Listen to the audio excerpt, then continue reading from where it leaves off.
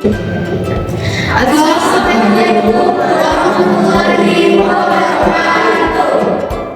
Kami dari kelompok 1 dari mata kuliah akuntansi sektor publik ingin memaparkan materi dari pertemuan 1 sampai dengan pertemuan 4. Sebelum memulai materi, izinkan kami memperkenalkan diri terlebih dahulu. Perkenalkan, nama saya Eva Safir Badullah. Perkenalkan, nama saya Putri Desianti. Nama saya Violeta Lima. Nama saya Kamila Binadia. Perkenalkan, nama saya Raihan. Perkenalkan, nama saya Rizky Ramadan. Saya Zahra Musyafa. Saya Zimanya. Selanjutnya adalah penjelasan dari materi kami. Baik teman-teman, sekarang kita masuk dalam pertemuan ketiga mengenai organisasi sektor publik sebagai entitas dalam akuntansi sektor publik. Yang pertama, organisasi sektor publik. Terdapat perbedaan antara akuntansi sektor privat dengan akuntansi sektor publik. Perbedaan antara organisasi sektor publik dengan privat ialah karakteristik, tujuan, proses, dan strukturnya. Tujuan utama dari sektor swasta ialah memaksimalkan keuntungan. Lain halnya dengan organisasi sektor publik yang mengutamakan pada pelayanan publik seperti pendidikan, kesehatan masyarakat, keamanan, penegak hukum, penyediaan barang publik maupun pokok masyarakat. Sehingga sektor swasta lebih mengutamakan tujuan finansial daripada sektor publik. Wilayah ruang lingkup organisasi publik ialah lingkungan politik, ekonomi, kultur, dan demografi. Hal ini tentu membuat karakteristik organisasi publik menjadi multifungsional. Berbeda dengan sektor swasta yang menciptakan struktur organisasi secara luas. Terdapat masalah utama yang dihadapi organisasi publik dalam hal pencairan sumber dana dan alokasi dana. Organisasi publik melihat peran dan penggunaan dana sebagai hal yang penting. Dengan demikian, wadah atau alat untuk memfasilitasi hal tersebut ialah akuntansi. Selanjutnya, kajian organisasi sektor publik. Kajian organisasi sektor publik biasanya dilakukan dari sisi manajemen. Dalam perkembangannya, kajian tersebut telah memasuki wilayah karakter fase sektor publik. Dari sisi kebijakan publik, sektor publik lebih dipahami sebagai kenaikan pajak, birokrasi yang berlebihan, pemerintahan yang besar, dan nasionalisasi versus privatisasi. Dalam arti luas, sektor publik diinterpretasikan sebagai metode manajemen negara. Dalam arti sempit, sektor publik diinterpretasikan sebagai pungutan oleh negara. Kemudian karakter organisasi sektor publik. Yang pertama, tujuan.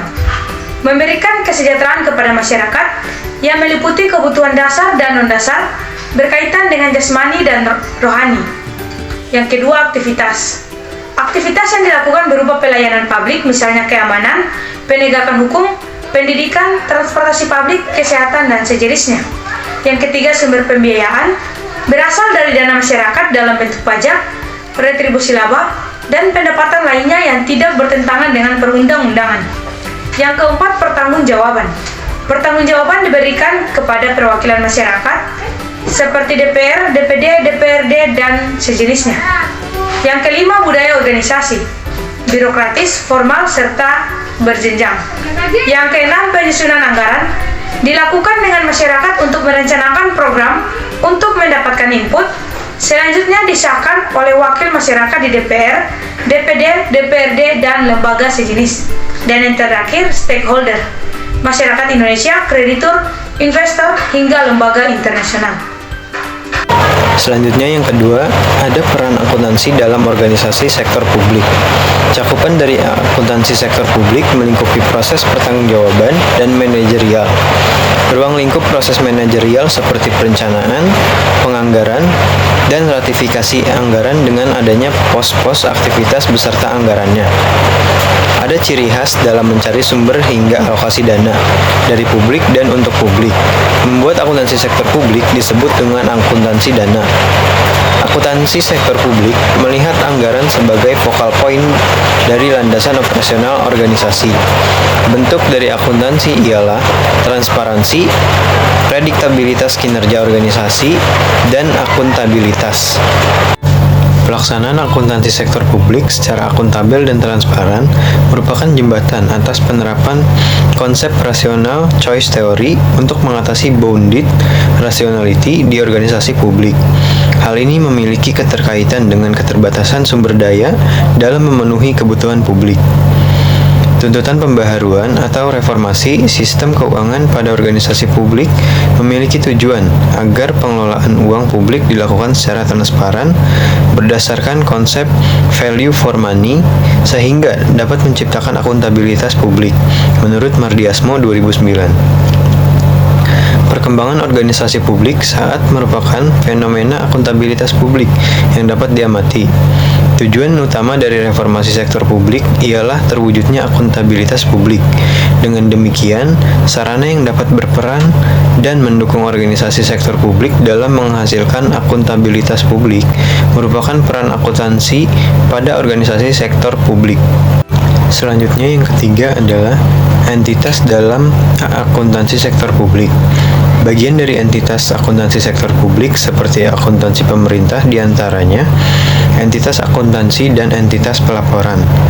Entitas pelaporan merupakan berbagai unit di struktur pemerintah sesuai dengan ketentuan undang-undang dan untuk menyajikan laporan keuangan yang terdiri dari satu maupun lebih entitas akuntansi.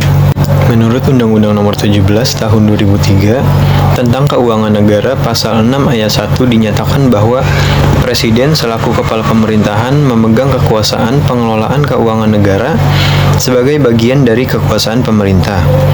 Dilanjutkan pada ayat 2 poin A bahwa kekuasaan sebagaimana dimaksud dalam ayat 1 dikuasakan kepada Menteri Keuangan selaku pengelola fiskal dan wakil pemerintahan dalam kepemilikan kekayaan negara yang dipisahkan, dikuasakan kepada menteri atau pimpinan lembaga selaku pengguna anggaran atau pengguna barang kementerian negara atau lembaga yang dipimpinnya.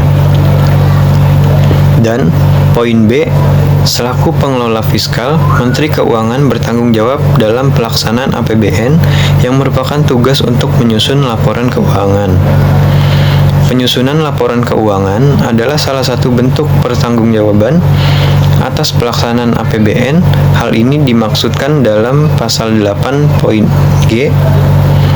Sedangkan Peraturan Pemerintah Nomor 71 Tahun 2010 yang merupakan penjabaran dari Undang-Undang Nomor 17 Tahun 2003 tidak mungkin menyimpang dari aturan di atasnya.